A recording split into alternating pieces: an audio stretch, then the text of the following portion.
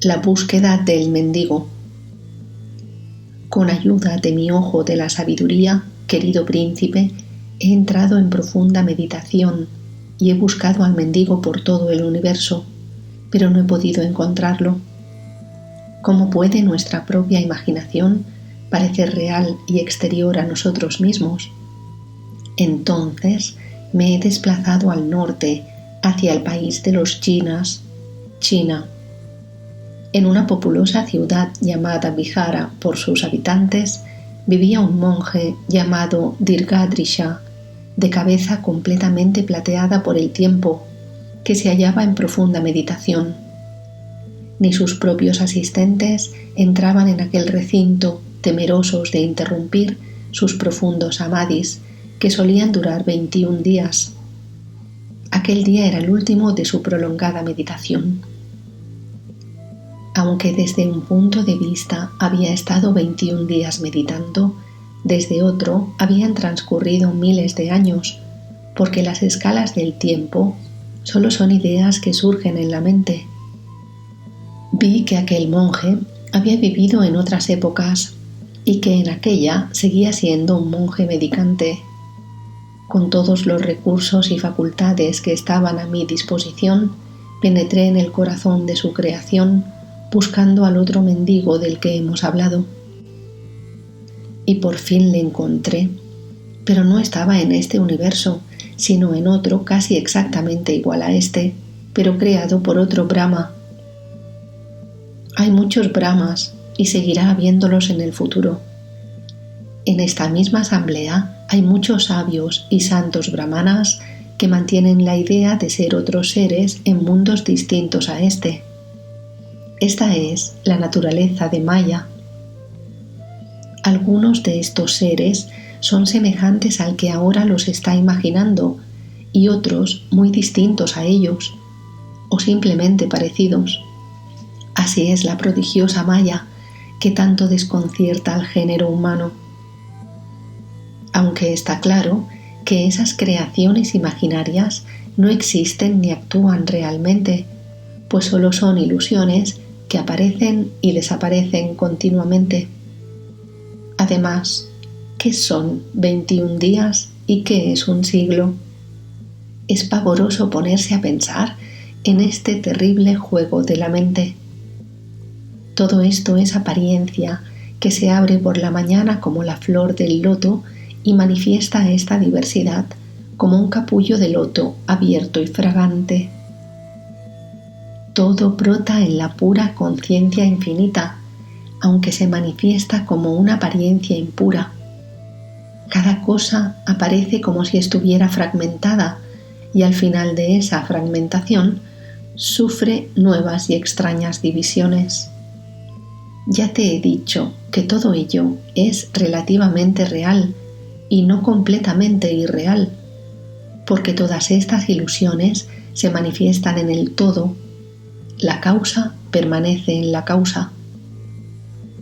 En aquel momento, el rey Dasharata dijo: «Dinos, ¿dónde está meditando ese monje mendigo?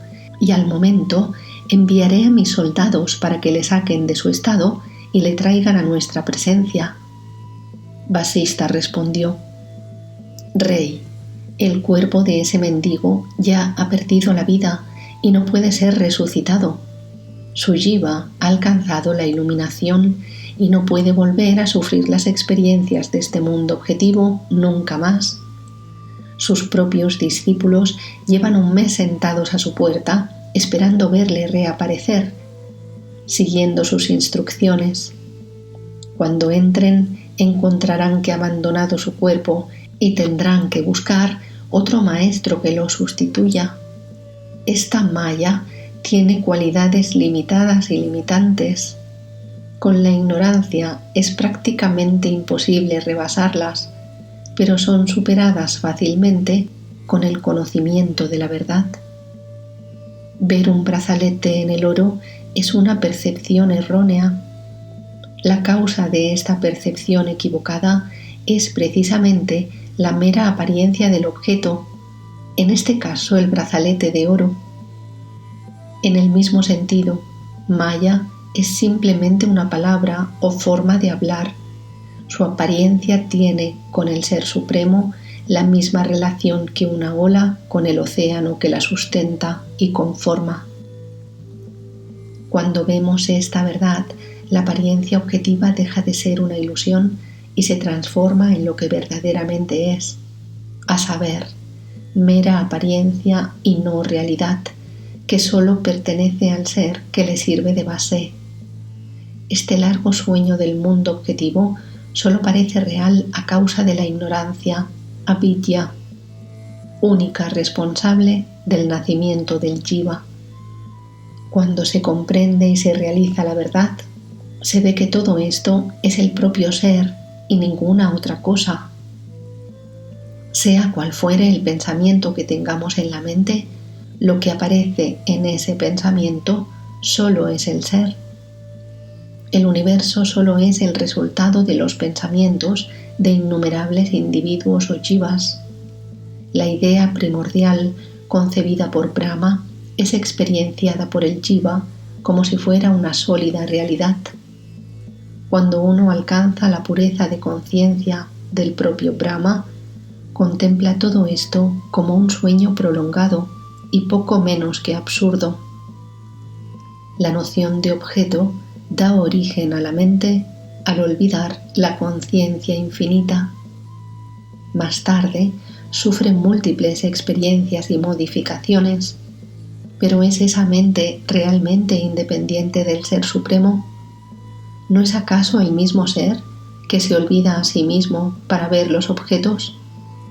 El jiva, el cuerpo y todo lo demás no son sino reflexiones o apariencias del Ser Supremo. Todos los movimientos del universo ocurren en la única conciencia infinita, que solo es conciencia y nada más que conciencia. No hay movimiento ni ausencia de movimiento, no hay uno ni muchos, lo que es como es. La diversidad surge en el estado de olvido y se desvanece cuando comenzamos la investigación. El investigador existe sin duda alguna y este es el estado supremo. La paz se manifiesta como mundo, solo es este mundo ilusorio. La ignorancia es irreal. No existe un espectador separado de lo contemplado y del acto de contemplar. La mente imagina un defecto en la luna, pero la luna no tiene ese defecto. El cuerpo o manifestación objetiva de la conciencia infinita no es otra cosa que conciencia. Por medio del silencio de la meditación profunda, querido Rama, debes permanecer firmemente establecido en el estado de ausencia de movimientos de la mente. En ese momento, el príncipe preguntó: Señor, he oído hablar del silencio de la palabra, del silencio de la visión y de los otros sentidos, y del riguroso silencio del ascetismo. Pero, ¿cuál es el silencio de la meditación profunda? Vasista respondió: sobre el silencio, Muna. Hay dos tipos de sabio silencioso o Muni, el riguroso asceta y el sabio liberado. El primero controla sus sentidos violentamente y se ocupa con fanatismo en actividades, criyas, vacías de sentido. El sabio liberado, en cambio, comprende que lo real es real y lo irreal irreal, y haciendo uso del autoconocimiento, se comporta en este mundo como una persona ordinaria. La conducta de ambos sabios se considera como muna o silencio. Has mencionado 4 tipos de silencio: el silencio de la palabra, el silencio de los sentidos, la violenta contención de los sentidos y el silencio de la meditación profunda.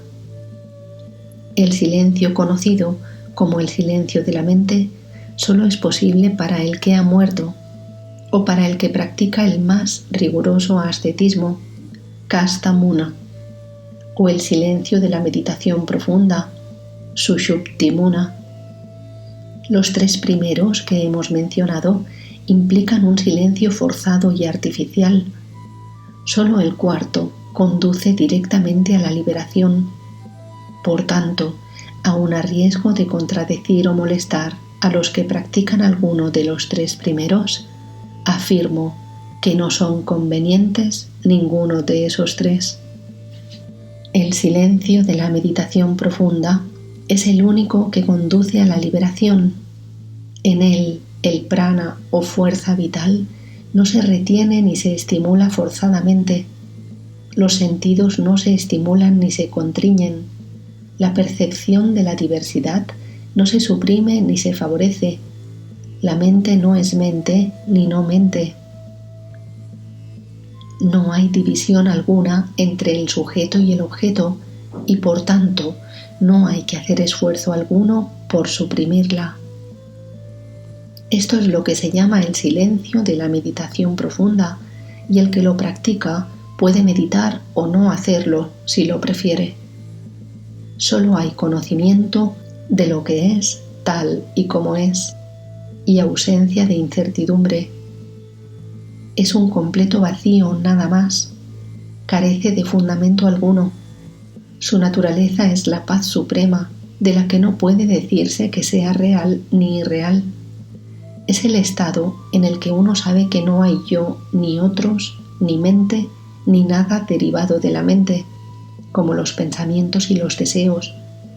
Es el estado en el que uno sabe que el yo no es más que una idea de este mundo, que en realidad solo es existencia pura. Eso es lo que se llama el silencio de la meditación profunda o Sushupti Muna. En este puro existir, Sat, que es puro conocer, Chit, ¿dónde estoy yo y los otros? Rama preguntó. Entonces, ¿cómo existieron 100 Rudras? Vasista respondió. El monje mendigo soñó todos esos Rudras. Los que tienen una mente pura experiencian como si fuera real todo aquello que imaginan o desean que exista. Todas las formas pensadas que surgen en la conciencia infinita parecen ser reales. Rama preguntó de nuevo. Dime, querido sabio, ¿por qué le gusta a Shiva manifestarse como un hombre desnudo que habita en los campos crematorios, se adorna con guirnaldas de calaveras, se embadurna de cenizas y se deja conquistar fácilmente por la lujuria? Vasista respondió al instante. La conducta de los dioses, como la de los seres perfectos y sabios liberados, no se rige por normas o códigos de conducta convencionales. Eso solo se ha inventado para la gente ignorante. La mente de los ignorantes está tan intensamente condicionada por sus tendencias impuras que si no se gobierna por esas reglas de conducta, provocaría un caos social en el que el pez gordo se comería al pequeño. El sabio, en cambio, no se deja arrastrar por lo apetecible y lo indeseable, porque tiene sus sentidos bajo control y permanece siempre despierto y alerta.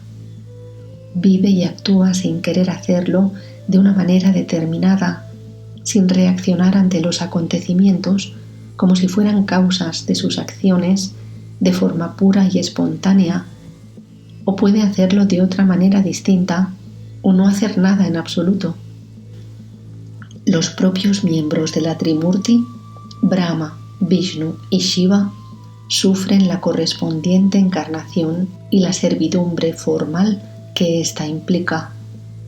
Para los iluminados, sus acciones no son dignas de alabanza ni reproche, pues están más allá de la aceptación o del rechazo por parte de los hombres. Los dioses no poseen ninguna noción de mío o tuyo. Sus acciones son esenciales y espontáneas como el calor del fuego. No voy a explicarte con mucho detalle el silencio de los seres desencarnados, que es otro tipo de silencio, porque tú todavía tienes un cuerpo y no estás en ese caso. pero te lo describiré brevemente para que tengas alguna noticia de él. Los que se mantienen siempre despiertos, en perpetuo estado de samadhi y correctamente iluminados, se conocen como Samkhya Yogis. Los que han alcanzado el estado de conciencia sin cuerpo por medio del pranayama u otros medios se conocen como Yoga Yogis. De hecho, ambos se encuentran en el mismo estado. Ya sabemos que la causa de la apariencia del mundo objetivo y de la esclavitud solo es la mente. Los dos casos de que te he hablado han alcanzado una completa cesación mental, nirodha. La liberación puede alcanzarse por una práctica sincera e insistente, por la detención del movimiento del prana o por la cesación de los pensamientos. Esa es la esencia de todas las escrituras que hablan de la liberación. En este punto Rama preguntó: si la detención del movimiento del prana conduce a la liberación, la muerte podría considerarse una liberación. ¿Alcanza la gente la liberación con la muerte? Vasista respondió sobre este tema: la cesación del prana y de la mente. Cuando el prana o energía vital está a punto de abandonar el cuerpo, ya entra en contacto con los elementos con los que va a formar el próximo cuerpo. Esos elementos proceden de la cristalización de las vasanas o tendencias pasadas del jiva, y esa es la razón por la que el jiva se agarra a esos elementos desesperadamente. Cuando el prana abandona el cuerpo, se lleva con él todas las experiencias pasadas y los deseos insatisfechos del jiva. La mente no puede alcanzar un estado no mental o carente de movimientos vrittis hasta que esas vasanas no son totalmente destruidas. La mente no se despega de la fuerza vital hasta que no se conoce a sí misma, es decir, hasta que no consigue el autoconocimiento. Cuando lo obtiene, las vasanas son destruidas y la mente también. En ese momento, el prana deja de moverse y se hunde en la paz suprema. Por medio de este autoconocimiento, comprendemos profundamente la irrealidad de los conceptos sobre la objetividad del mundo. Esto suprime totalmente las vasanas y el nudo, granti, que une la mente y el prana o fuerza vital. Las vasanas forman la mente. La mente solo es una colección o agregado de vasanas. Su desaparición es el estado supremo. El conocimiento, jnana, vidya, es el conocimiento de lo real. La investigación, vichara, es el conocimiento, vidya. Cualquiera de estas tres prácticas, a saber, la atención total a una sola cosa, que puede ser la devoción absoluta a un Dios, la contención del prana o la cesación del movimiento mental, conducen al mismo estado supremo.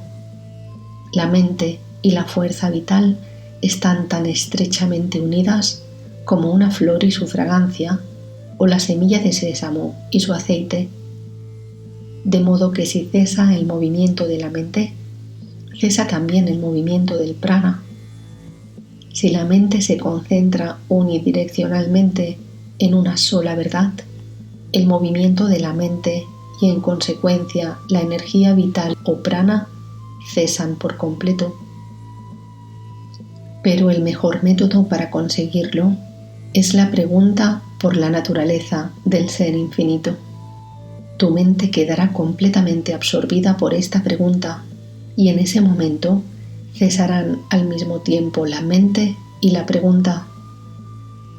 Fíjate en el estado que surge entonces y establécete en él con decisión. Cuando la mente no suspira por placeres sensibles, se absorbe en el ser, acompañada por la fuerza vital. La ignorancia es inexistencia. El autoconocimiento es la verdadera existencia. La mente, cuando cree que es una cosa real, solo es ignorancia. La comprensión de su inexistencia es el autoconocimiento. Si la mente permanece absorbida en esa profunda pregunta por el ser simplemente un cuarto de hora, sufre un cambio radical porque saborea el estado supremo del autoconocimiento y ya no lo abandona nunca más. En tal caso, las semillas del samsara se queman y pierden su potencialidad. La ignorancia se despeja y las vasanas son completamente tranquilizadas. El que alcanza este estado se establece en sattva, ve la luz interior y permanece en la paz suprema. Lo que se conoce como moksha o liberación es esta aniquilación de la ignorancia por el autoconocimiento, por medio de la cual el jiva se transforma instantáneamente en un no jiva y la mente se transforma en no mente. Puesto que el sentimiento del ego y las demás funciones mentales son como el agua de un espejismo, dejan de manifestarse cuando la luz de la investigación se proyecta sobre ellas. A este propósito, voy a contarte ahora la historia de un vampiro que hacía preguntas iluminadas. Historia de Vitala, el vampiro. En los bosques de los montes Vindhya vivía un vampiro que merodeaba por aquellos territorios buscando víctimas para satisfacer su temible apetito, pero no quería matar a ningún animal que no lo mereciera. Como no encontraba en el bosque una persona de esas características, fue a la ciudad y se presentó ante el rey diciéndole: «No vengo a matarte, ni te chuparé la sangre si no lo mereces. Eres un buen gobernante y ayudas a quien te necesita. Te ruego que me ayudes en este caso. Te haré 4 preguntas. Contéstalas correctamente, te lo ruego. ¿Qué es el sol, cuyas radiantes partículas constituyen este universo? ¿En qué poderoso viento se manifiesta este inmenso espacio? Aunque pasamos de un sueño a otro sin interrupción, jamás abandonamos el ser, aunque estamos constantemente cambiando de realidad soñada. ¿Qué es ese ser? Cuando abrimos un tronco de bananero, vamos levantando capa tras capa hasta dar con la médula. Cuando este mundo objetivo va siendo analizado progresivamente, ¿cuál es su médula o esencia sutil? ¿De qué átomo forman parte esos átomos que llamamos universos? ¿En qué roca sin forma están ocultos los 3 mundos? Contéstame a estas preguntas. Si no lo haces correctamente, puedes estar seguro de que acabaré contigo». El rey contestó de inmediato: «Este universo, amable vampiro, estuvo una vez cubierto por una serie de capas como una fruta envuelta en su piel. Pendía de una rama que tenía miles de frutos como él, y había un árbol con cientos de ramas semejantes, y un bosque lleno de árboles como aquel.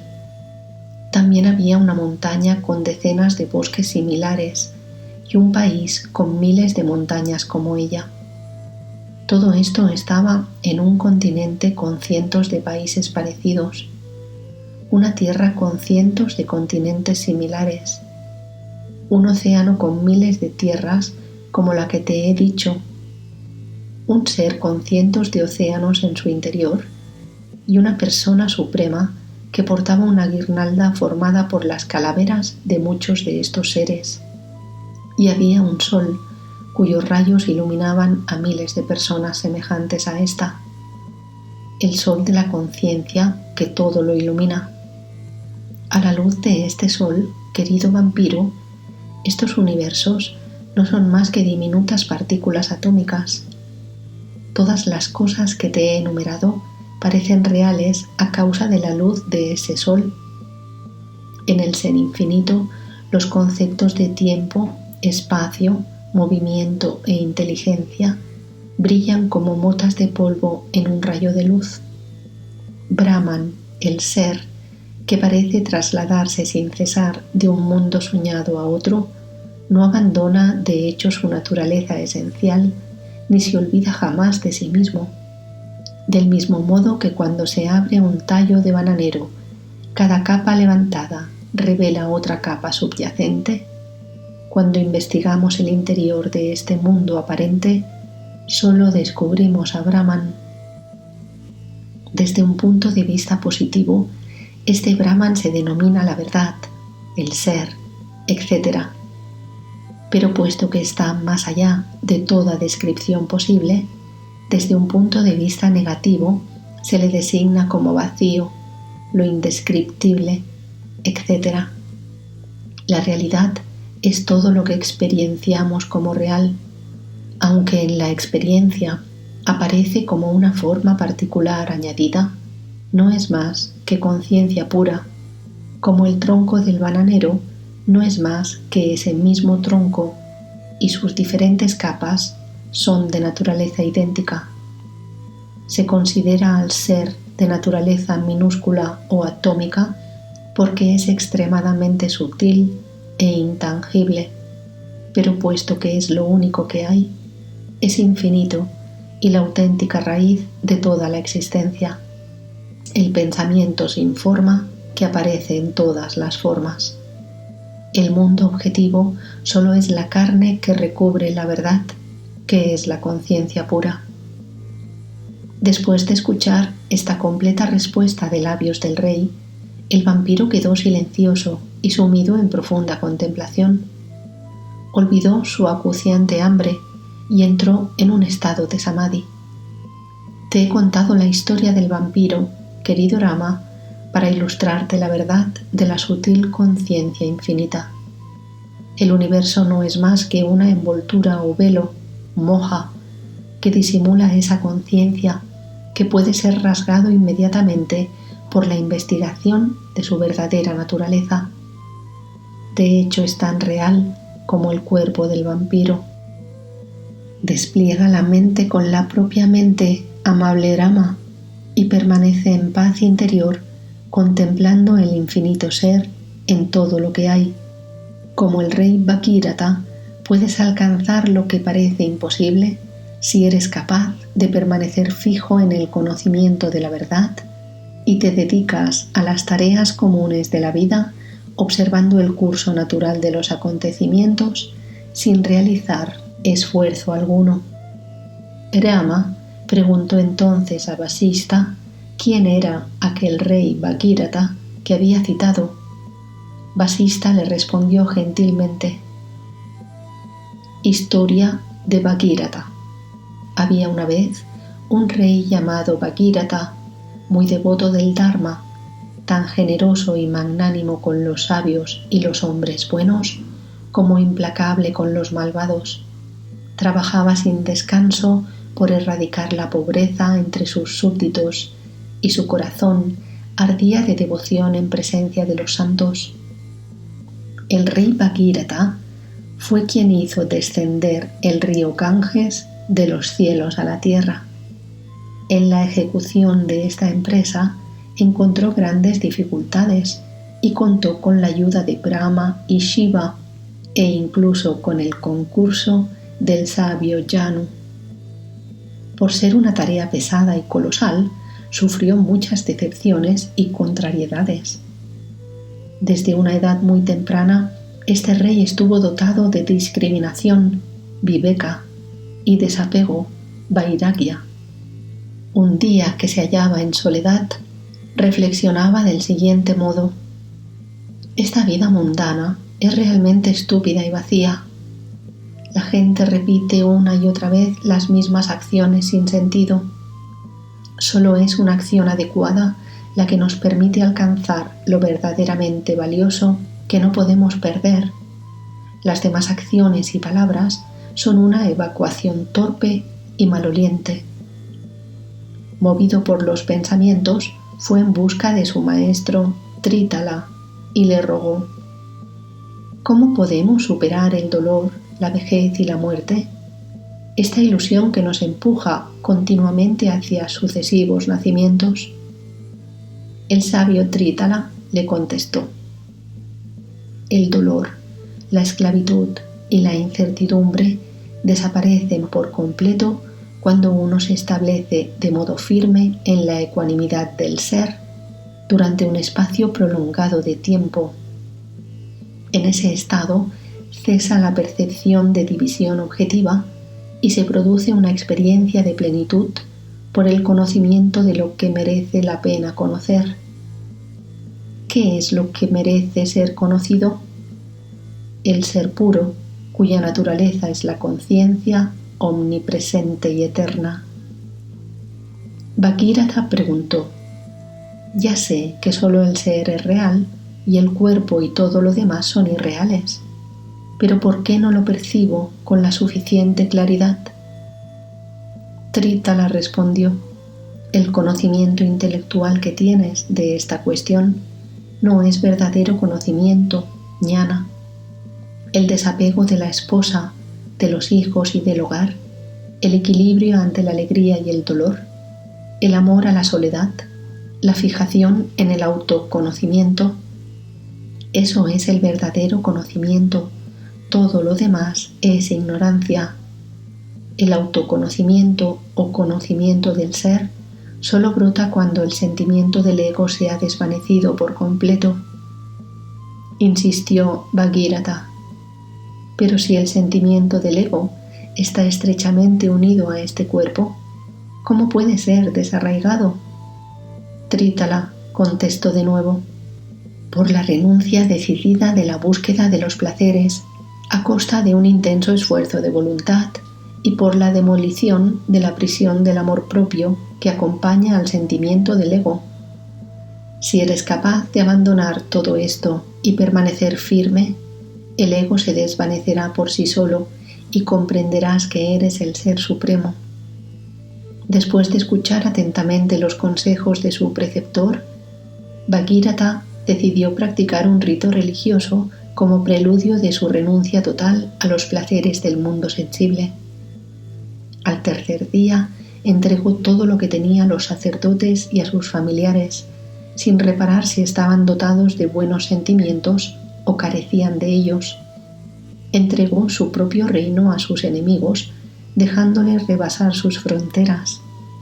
Cubierto con un escueto taparrabos, abandonó el país y se lanzó a caminar por otras tierras donde era completamente desconocido. En poco tiempo alcanzó la paz suprema. Sin darse cuenta de dónde le llevaban sus pasos, llegó casualmente a su país de antaño y comenzó a pedir limosna a sus ciudadanos. Estos le reconocían y le rendían culto, rogándole que recuperara su trono. Pero él no aceptaba más que una limosna de alimento. La gente se lamentaba sin comprenderlo y decía: «Es el rey Bhagirath. ¡Qué triste condición la suya! ¡Qué desgracia!». Al poco tiempo volvió a abandonar su antiguo reino. Más tarde encontró a su maestro, Trítala, y vagaron juntos por la tierra, entretenidos en diálogos espirituales. ¿Por qué tenemos que soportar todavía la carga de nuestro cuerpo? Pero, ¿por qué tendríamos que abandonarlo? Dejémoslo que siga vivo hasta que le plazca. Caminaban totalmente ajenos al dolor y al placer, y no podría decirse tampoco que estaban en un término medio entre ambas emociones. Aunque los dioses les hubieran ofrecido grandes riquezas o poderes sobrenaturales, los habrían rechazado como hojas de hierba seca. En cierto país, el rey había muerto sin herederos y los ministros buscaban un gobernante adecuado que le sustituyera. Bhagirath, vestido con su miserable taparrabos, llegó casualmente a ese país. Los ministros decidieron que era la persona adecuada para subir al trono y se postraron ante él. Subieron a Bhagirath sobre el elefante real y fue coronado rey. Mientras gobernaba aquel reino, los habitantes de su antiguo país fueron muchas veces a rogarle que gobernara también su propio reino, pues no estaban contentos con sus sucesores. Después de un tiempo, Bhagírata aceptó su petición y se convirtió en el emperador del mundo entero. Permaneciendo en paz interior, con su mente en silencio, libre de deseos y envidias de cualquier tipo, realizaba la acción oportuna que convenía en cada momento a medida que se iba produciendo. En cierta ocasión, oyó que el único medio de liberar las almas de sus antepasados era bañarse en las aguas del Ganges. Para conseguir que ese río sagrado descendiera a la tierra, decidió ir al bosque a hacer penitencias, confiando de nuevo el reino a sus ministros. Después de conseguir la ayuda de los dioses y los siddhas, consiguió el difícil empeño de traer el Ganges a la tierra para que el pueblo pudiera ofrecer libaciones a sus antepasados en sus benditas aguas. A partir de ese momento, el Ganges que adorna la corona de Shiva volvió a correr sobre la tierra. Es obvio, querido Rama, que debes permanecer en el estado de ecuanimidad que poseía el rey Bhagírata. Para reforzar tus convicciones, te contaré ahora la magnífica historia de Sikitvaya. Te ruego que la escuches con atención, pues es una de las narraciones más esclarecedoras de esta enseñanza.